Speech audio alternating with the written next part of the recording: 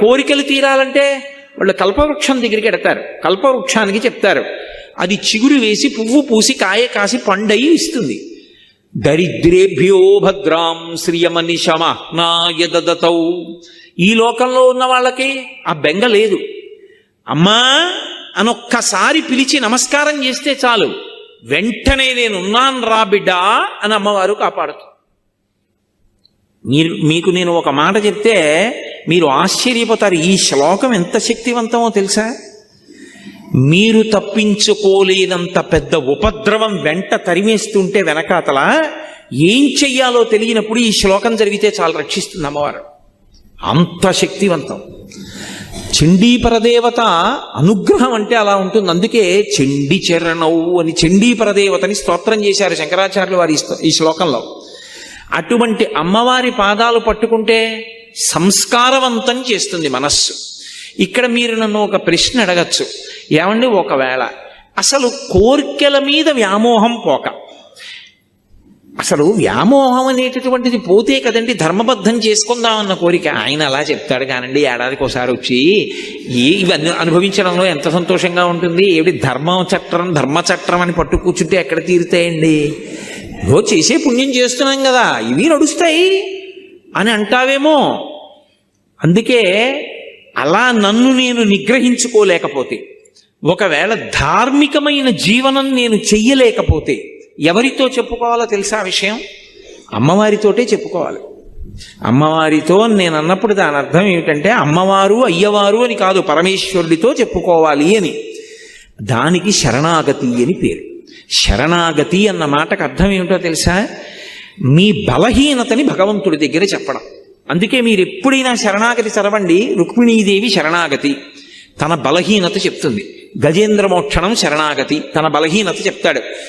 ఈశ్వర, మీరు నాకు మనస్సు ఇచ్చారు, ఇంద్రియాలు ఇచ్చారు, బలం ఇచ్చారు, బుద్ధినిచ్చారు, శాస్త్రం ఇచ్చారు, గురువునిచ్చారు, ధర్మచక్రం దాటి పనులు చెయ్యొద్దన్నారు. కానీ నా మనసు వెంపర్లాడిపోతోంది అక్కర్లేని కోరికలు తీర్చుకోమని. ఈశ్వర, నన్ను నేను నిగ్రహించుకోలేకపోతున్నాను, నా మనసును నేను వశం చేసుకోలేకపోతున్నాను, నేను దానికి లొంగిపోతున్నాను, తప్పులు చేస్తున్నాను, మీరే నన్ను ధర్మంలో నిలబడేటట్టు చెయ్యండి, ఇక నన్ను నేను నిగ్రహించుకోలేకపోతున్నాను అని ఉన్న మాట ఉన్నట్టు ఈశ్వరుడి దగ్గర చెప్పాలి. అంతేకాని ఆయన దగ్గరికి వెళ్ళి మహానటుడిలా పరమ ఉత్తముళ్ళ నిలబడకూడదు.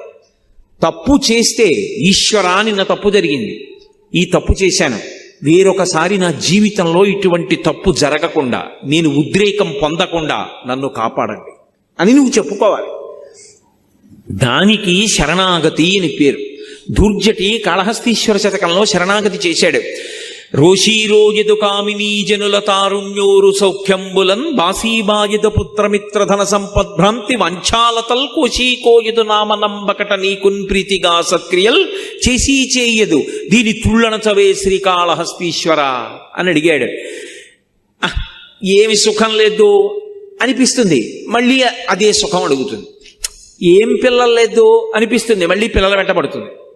ఏం డబ్బు లేదు అంటుంది, మళ్ళీ డబ్బు కోసం వెంపర్లాడుతుంది. ఇలా వదిలిపెట్టినట్టుంటుంది, మళ్ళీ ఇలా పట్టుకుంటూ ఉంటుంది. దీన్ని నేను ఆపలేకపోతున్నాను శంకర, మీరు దీన్ని నిగ్రహించండి అన్నాడు. అంటే శరణాగతి అన్న మాటకు అర్థం ఏంటంటే మీ బలహీనత మీరు పరమేశ్వరుడికి చెప్పడం. దానికి శరణాగతి అంటారు. అప్పుడు అది రెండో మార్గం. మనమే ధార్మికంగా బతకకపోతే అది భగవంతుడికి చెప్పాలి, అమ్మవారితో చెప్పాలి వెళ్ళి, అమ్మా ఇలా అవుతోంది, నన్ను నేను నిగ్రహించుకోలేకపోతున్నాను, తప్పు చేస్తున్నాను, అమ్మా నువ్వు నాకు ధర్మమునందు అనురక్తి అని ఆవిడ దగ్గర ఒప్పుకొని బలహీనత చెప్తే ఆవిడ అనుగ్రహిస్తుంది. మీరు మళ్ళీ నన్ను ప్రశ్నిస్తారు నాకు తెలుసు. అసలు కామం ఆవిడ ఇవ్వకపోతే దరిద్రం వదిలిపోయిందిగా. అసలు కామం పెట్టడం ఎందుకు? ఆవిడే పెట్టబట్టి కదా ఈ అల్లరంతా వచ్చింది. పెట్టకుండా ఉంటే గొడవ వదిలిపోనుగా. ఆవిడెందుకు పెట్టిందంటే ఒక ఉత్తమమైనటువంటి ప్రయోజనం కోసం ఆవిడ కామాన్ని ఇచ్చింది. కామము మనసులో పుట్టి అది ధర్మబద్ధమై ప్రహృష్టమైనటువంటి మనసుతో భార్యాభర్తల సంగమం వల్ల తేజోవంతమైన కొడుకు పుడతాడు. వాళ్ళిద్దరి యందు అనురక్తి లేదనుకోండి, అనురక్తి లేకపోతే తేజో విహీనమైన సంతానం కలుగుతుంది, అనురక్తి చేత తేజోవంతమైన సంతానం కలుగుతుంది. బాలకాండ స్కందోత్పత్తిలో అదే చెప్తారు. కాబట్టి ఇప్పుడు అటువంటి కొడుకు పుడితే పితృరుణం నుంచి విముక్తుడవుతాడు. పితృరుణం నుంచి విముక్తుడు అవ్వాలంటే కామం ఉండాలి, కానీ కామము ధర్మబద్ధము కావాలి. నీ భార్య ఎందుంది, అదేం బంధించదు, అదేం పట్టుకోదు. అదే సీతమ్మ అంటుంది, నివర్తయ మనోమత్త స్వజనే క్రియతాం మనః. నీ వారి యందు నీ మనస్సుంచుకో, ధర్మం అయిపోయింది. నీ వారి యందు మనసుంచుకోకపోతే ప్రమాదానికి కారణమైపోతుంది. కాబట్టి ఇప్పుడు ఆవిడెందుకు ఇచ్చింది, పితృరుణం నుంచి విముక్తుడివికా అని ఇచ్చింది. కానీ అది మన బలహీనతగా మారిపోతే అదే అమ్మవారితో చెప్పాలి. అందుకే శరణాగతి ఎంత గొప్పదో తెలుసా అండి. అసలు శరణాగతి నోటితో చెప్పడం కాదు, శరణాగతి త్రికరణ శుద్ధిగా చెయ్యగలిగితే నయ్యితి అంటూ జ్ఞాన మార్గంలో వెళ్ళినప్పుడు చిట్ట చివర ఏ లక్ష్యాన్ని చేరుతాడో, శరణాగతి మార్గంలో కూడా అదే ప్రయోజనానికి వెంటనే వెళ్ళిపోతాడు. సత్య ఫలితం ఉత్తరక్షణం వెళ్ళిపోతాడంతే. అంత గొప్పది శరణాగతి. ఎందుచేత అంటే మీరు ఇక్కడ ఒక విషయాన్ని బాగా పసిగట్టవలసి ఉంటుంది. నేను ఉదాహరణ చెప్తే మీరు పట్టుకుంటారు. ఒక రాజుగారు యుద్ధం చేస్తున్నాడు, మత్తగజం మీద నిలబడి శత్రువులతో యుద్ధం చేస్తున్నాడు. పక్కన ఓ బంటు కనపడ్డాడు. వాణ్ణి అన్నాడు యుద్ధం చేస్తూ, ఇవాళ రాత్రి 9 గంటలకు ఒకసారి నువ్వు నా శిబిరంలో కలు అన్నాడు. ఆ సైనికుడు అన్నాడు, నేను సామాన్యమైన సైనికుణ్ణి, రాత్రి సేనాధిపతులు వస్తారు, మండలాధికారులు వస్తారు, ప్రజల్ని అక్కడ రాజ్యం పరిపాలనలో ఉన్న ఉన్నతాధికారులు వస్తారు, మీ దగ్గర విషయాలు కనుక్కోవడానికి నిర్ణయానికి మంత్రులు వస్తారు. 9 గంటలకి నేను మిమ్మల్ని ఎలా కలవగలను? వాళ్ళందరూ వెళ్ళాక రావాలి, అప్పటికి తెల్లవారిపోవచ్చు, మీరు కాసేపు విశ్రాంతి తీసుకోవచ్చు. ఎలా కలుస్తాను సామాన్య సిపాయిని అన్నాడు. ఇది నీ దగ్గర ఉంచుకో. రాజు ఉంగరం విసిరాడు.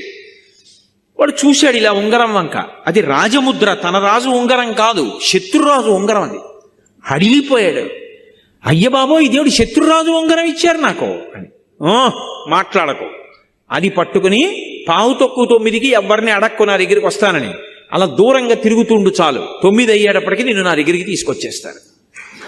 9:15 అయింది. శత్రురాజు ఉంగరం చేత్తో పట్టుకుని ఎవరిని అడగకుండా అలా దూరంగా చీకట్లో తిరుగుతున్నాడు. రాజుగారు అక్కడ పడుకున్నది, పహరా కాస్తున్న సైనికులు వచ్చి పట్టుకున్నారు. ఎందుకు తిరుగుతున్నారు నువ్వు ఇక్కడ అన్నాడు. ఆయన ఏం చెప్పొద్దన్నాడు రాజు. ఏమీ చెప్పలేదు.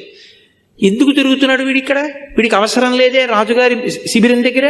ఒళ్ళంతా వెదిగారు, శత్రురాజు ఉంగరం దొరికింది. ఇప్పుడు ముందు ఎవరు వాడిని తీసుకెడతాడో వాడికి పదోన్నతి వస్తుంది. అందుకని గబగబా ముందు రాజుగారి దగ్గరికి తీసుకెళ్లారు. మహారాజా, శత్రురాజు ఉంగరం ఉంది వీడి దగ్గర, తీసుకొచ్చాం. మహారాజు అన్నాడు, నేను మాట్లాడతాను, మీరు బయటికి వెళ్ళిపోండి అన్నాడు. అని ఒరే, నా ఉంగరం ఉన్నవాళ్ళు చాలా మంది ఉన్నారు బయట, శత్రురాజు ఉంగరం ఉంది కాబట్టి 9 అయ్యేప్పటికీ నా దగ్గరికి వచ్చేసావు. చూసావా, అది శత్రురాజు ఉంగరం అని తెలిస్తే చాలు, నీకు పనికొచ్చింది. ఇది నన్ను పాడు చేస్తోంది, ధర్మబద్ధము కావట్లేదు, అందుకని నేను పాడైపోతున్నానని నువ్వు గుర్తుపట్టగలిగితే చాలు. అమ్మవారికి ఆ మాట త్రికరణ శుద్ధిగా చెప్తే చాలు, అమ్మవారు జోక్యం చేసుకుని తన దగ్గరికి తీసుకెళ్తుంది, రక్షించేస్తుంది. కానీ నోటితో ఉత్తినే వెళ్ళి నేను ఆయన చెప్పమన్నాడమ్మా అందుకు చెప్తున్నాను అని చెప్తే కాదు, త్రికరణ శుద్ధిగా నేను ధార్మికంగా బ్రతకలేకపోతున్నాను, సాధన చేయలేకపోతున్నాను, కనీసం ఒక్కొక్కటైనా విడిచిపెట్టలేకపోతున్నాను, చిన్నవి కూడా విడిచిపెట్టలేకపోతున్నాను, ఎప్పుడూ ప్రలోభాలే. లేదు, పరమేశ్వరుడు జోక్యం చేసుకుంటే తప్ప నా జీవితం చక్కబడదు అని నువ్వు భగవంతుడికి చెప్తే దాన్ని శరణాగతి అంటారు. అందుకే కలియుగంలో భగవంతుడు 2 ప్రధాన సాధనములు ఇచ్చాడు కలి నుండి తప్పుకోవడానికి. ఒకటి, సంస్కారవంతమైన పుణ్యమునందు అనువృత్తమైనటువంటి మనస్సుని సాధన చేత ఏర్పాటు చేసుకోవడం. రెండవది, అలా లేనప్పుడు శరణాగతి చెయ్యడం. శరణాగతి ఉత్తర క్షణంలో ఈశ్వరుడు వచ్చేసేటట్టు చేస్తుంది. రుక్మిణీదేవి అగ్నిజ్యోతనుడికి ఇచ్చి లేఖ పంపించింది.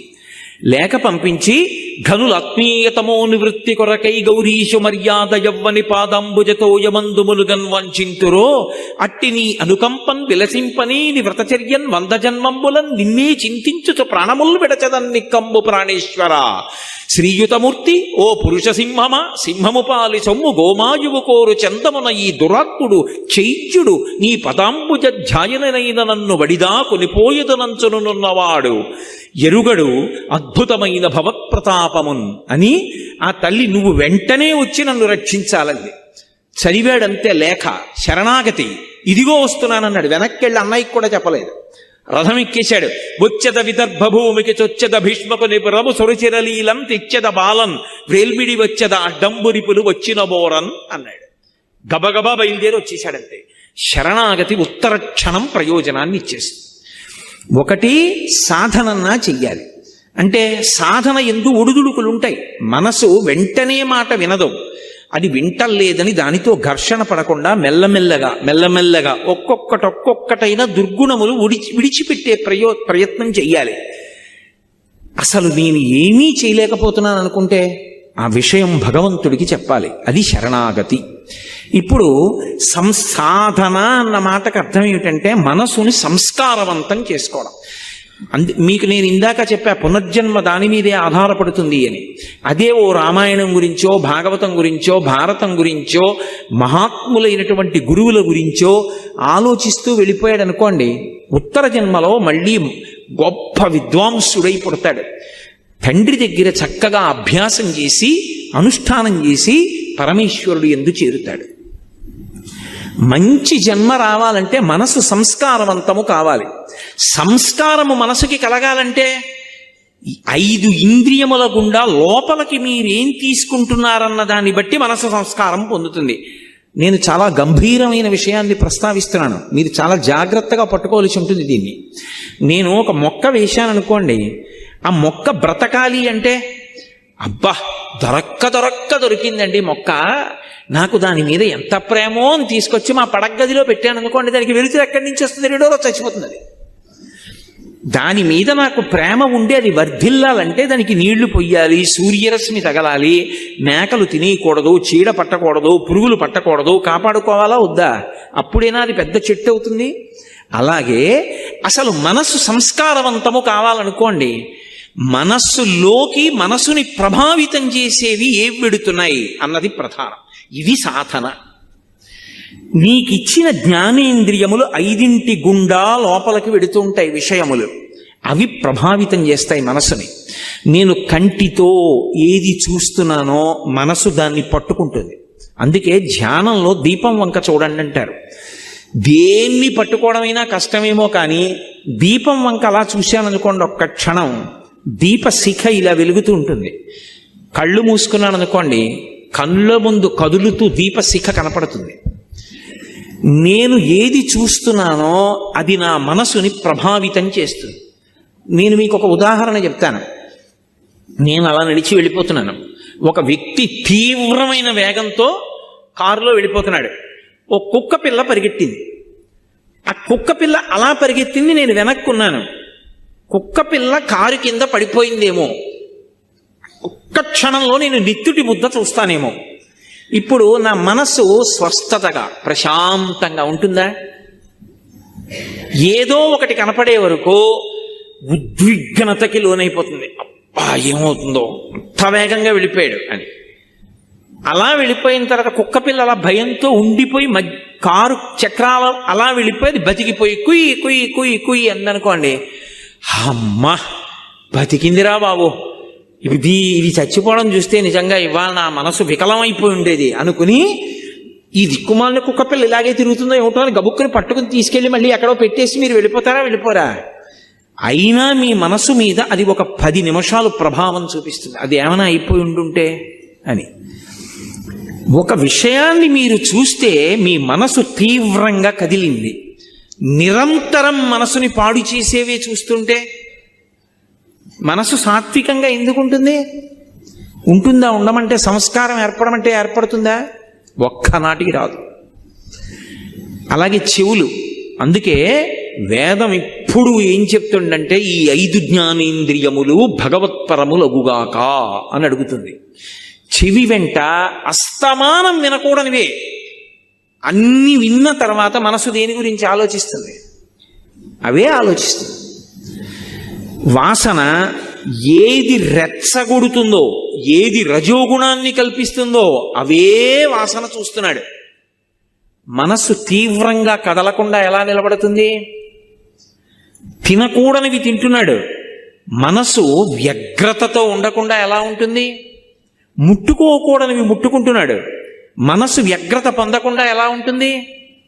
ఇప్పుడు మనసు సంస్కారవంతం కావాలి అని చెప్తున్నాయా, చాలా మంచిగా ఉండండి అని చెప్పి కంటి నుంచి లోపలికి వెళ్ళకూడనివి, చెవి నుండి లోపలికి వెళ్ళకూడనివి అన్నీ లోపలికి పంపిస్తున్నావు. మనసు ప్రశాంతంగా ఉండు అంటే ఉంటుందా నాకు చెప్పండి. మీకు నేను ఒక కుక్క పిల్ల ఉదాహరణ చూపించా. కుక్క పిల్లకే అంత కదిలిపోతే ఎంత తీవ్రమైన ప్రభావం ఉంటుంది మనిషి మనసు మీద. సంస్కారవంతము కానటువంటి మనసు నుండి పుణ్యకర్మ రాదు. అసలు పుణ్యకర్మ చేశాడు అంటే దానికి వెనక ఒక అంకురం ఉంది. అంకురానికి ముందు విత్తనం ఉంది. బీజస్యాం తరివంకురో జగదిదం ప్రాంగ్ నిర్వికల్పం పునః మాయా కల్పిత దేశ కాల కలన వైచిత్ర చిత్రీకృతం అంటారు శంకరాచార్యులు వారు దక్షిణామూర్తి స్తోత్రంలో. అసలు విత్తనం ఉంటే కదా అంకురం రావడం, అంకురం వస్తే కదా చెట్టు అవ్వడం, అసలు సంస్కారం ఉంటే కదా మంచి ఆలోచన రావడం. సంస్కారం మనసులో లేదనుకోండి, అది పైశాచికానందాన్ని పొందడం మొదలు పెడుతుంది. ఎవడో బాధపడుతుంటే వీడు సంతోషిస్తూ ఉంటాడు. మంచి పని చేద్దాం, మంచి పని చేద్దాం, ఎవరికన్నా ఉపయోగపడదాం, ఎవరైనా సంతోషపడితే మనం చూద్దాం అన్న ఆనందం ఒకటి మనసులోంచి ఉద్భుతము కావాలి అంటే ఏది ముందు లోపలికి వెళ్ళాలి? మంచి విషయాలు లోపలికి వెళ్ళాలి. మంచి విషయాలు లోపలికి వెళ్ళాయి అనుకోండి, మంచి సంస్కారం ఏర్పడుతుంది. మహాత్మా గాంధీ గారు రైలు పెట్టే చివరి నిలబడ్డారు, రైలు వెళ్ళిపోతుంది. అకస్మాత్తుగా ఆయన చెప్పు జారిపోయింది ఒక కాల్ది. వెంటనే రెండో చెప్పు వదిలేశారు. పక్కనున్నవాడు అన్నాడు, అది రెండో చెప్పు వదిలేశారు ఎందుకన్నాడు. ఆయన అన్నారు, ఒక చెప్పు ఉంటే నాకెందుకు ఉపయోగపడుతుంది, రెండూ వదిలేస్తే దొరికిన వాడికి ఉపయోగపడతాయి, అందుకే వదిలేశాను. అంత ఉత్తరక్షణ నిర్ణయం ఎలా చేశారు అంటే మనసు సంస్కార భూయిష్టం.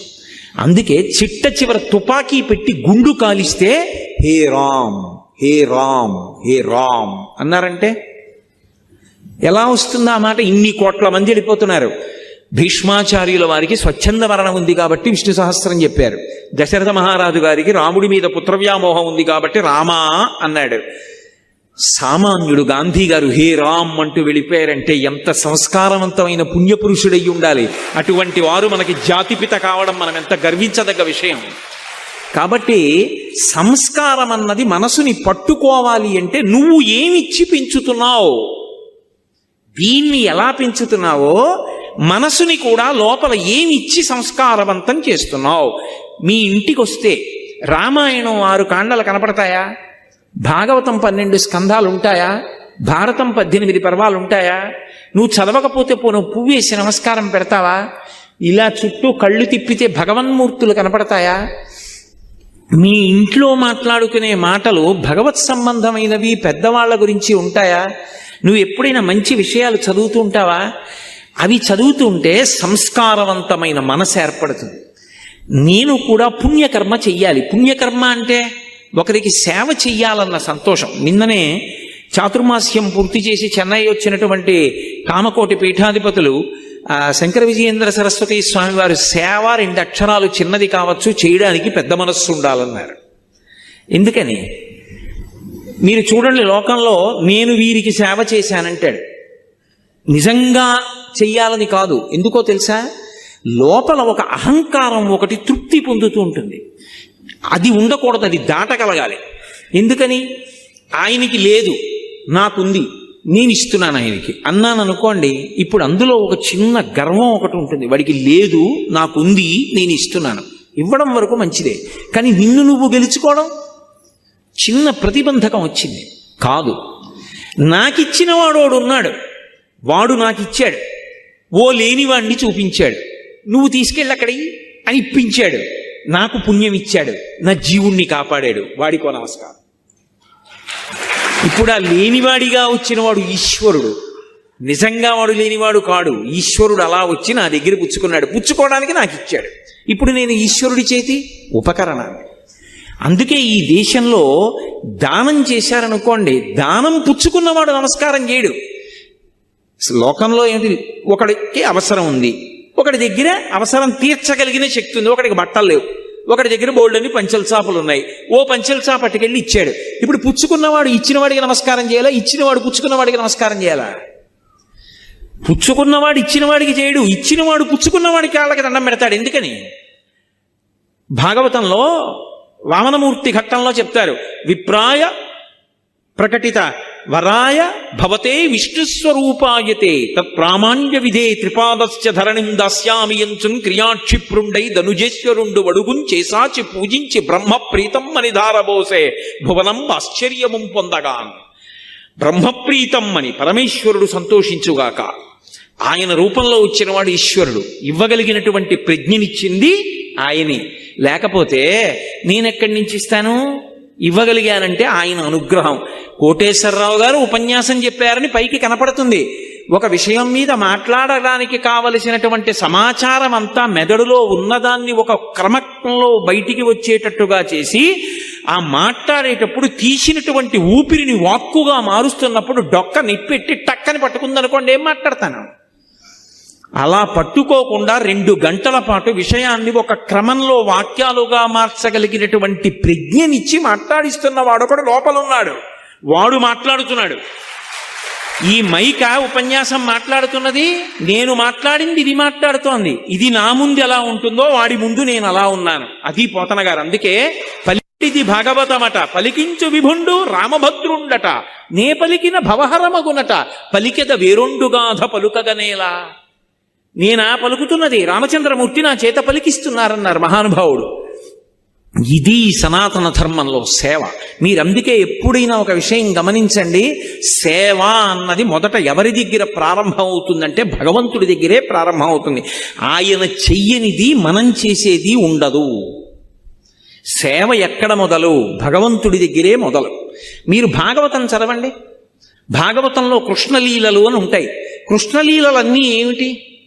కృష్ణలీలలన్నీ సేవయే. ఆయన కాళీయుడి పడగల మీదకెక్కి తాండవం చేశాడు. ఇప్పటికీ వెంకటేశ్వర స్వామి వారికి సుప్రభాతం చేస్తే మనం అందులో ఇప్పటికీ చెప్పట్లేదు, శ్రీ వెంకటాద్రిశిఖరే శిరసశ్రుతీనాం అంటూ, స్వామి నువ్వు ఆ కాళీయుడి పడగల మీద పాదాలు పెట్టావు, వెంకటాచల పర్వతాల మీద వెంకటాచలం శిఖరం మీద పాదాలు పెట్టావు అంటాం. ఆయన పాము మీద ఎక్కి నాట్యం చేయడం ఏమిటండి? లోకంలో ఎవడైనా చేస్తాడా? పాము పడగల మీద 101 పడగల మీదకి ఎక్కి నాట్యం చేయడం ఏమిటి? అది కూడా మామూలుగానా? ఏదో భయపడుతూ పడగల మీద కాళ్ళు పెట్టలేదు. వెస దామోదరు పాదఘాతనగతుల్ వేవేల చందంబులన్ ప్రసభాటోపముచూపబాపణ భృచ్చటామండలం వసహంబై పగిలెన్ మణుల్ చెదరగా నాస్యంబులన్ సోణితం బెసగన్ దంష్టలు నుగ్గుగాగ గరళ వహ్నిజ్వాలికల్ వెల్వడన్ యమునా వీచి మృదంగ వజ్జములు మ్రోయం తీర గోపౌఘర్ష మనోజ్ఞ ధనితంబు గేయముగ జంచత్కాళి తవ్యాళి రంగ తరంగ తలంబునన్ పటుగతిన్ కంజక్షు నిర్మర్దనక్షము హృద్యద్భుత భీమమై పరగ దివ్య శ్రేణి చూచన్ దివిన్ అన్నారు. 101 పడగలు ఎక్కి తొక్కుతూ దాని తోక పట్టుకుంటే ఒక పడగ కిందకెడితే ఇంకో పడగ మీదకి ఎక్కాడు. మణులు బయటికి వచ్చేసాయి, ముఖాలు బద్దలైపోయి నెత్తురు కారిపోయి. ఎట్టి తపంబు చేసెనుకో, ఎట్టి సుకర్మములు ఆచరించెనో ఈ యహి పూర్వభవంబునందు మున్నిట్టి మహాత్ములకునైన చూడకరాని ఈ మహనీయ పాదముల్. స్వామి, మహాత్ములు చూడలేదు ఆ పాదాల్ని. శూరులు తొల్లియే విభుని శోభిత పాదనక ప్రభావళించేరి భవంధకారముల చిక్కక వందురు వట్టి దేవునిన్ వైరముతోడనైన గెలువన్ నను పంపి శుభంబు చేసి నిష్కారణమైన ప్రేమ ఇది కంసుని పోడు చకుండు కల్గునే అంటాడు అక్రూరుడు. కాలి గోటి కాంతి దొరకదొరాయింది. ఆయన్ని చూడగలిగావు. కాళీయుడా, నువ్వు ఎంత అదృష్టవంతుడివి. 101 పడగల మీద నాట్యం చేశాడు. ఎవరి కోసం? ఆయనకి సరదా పుట్టి నాట్యం చేయలేదు. కాళీయుడు కాళింది మడుగులో ఉన్న కారణం చేత ఆ నీళ్లు తాగితే ఆవులు దూడలు చచ్చిపోతున్నాయి. తెలియక తాగిన గోపాలబాలురు మరణించారు. వాళ్ళని బ్రతికించాడు. కాళీయుడు అక్కడ ఉండకుండా వెళ్ళిపోవాలి అంటే పడగల మీద తాండవం చేశాడు. పరమ సంతోషంగా, పరమ ఆనందంగా నవ్వుతూ. ఎవరి కోసం అది? ఆయన కోసం కాదు, గోపాలబాలుర కోసం, నోరు లేని ఆవుల కోసం, నోరు లేని దూడల కోసం.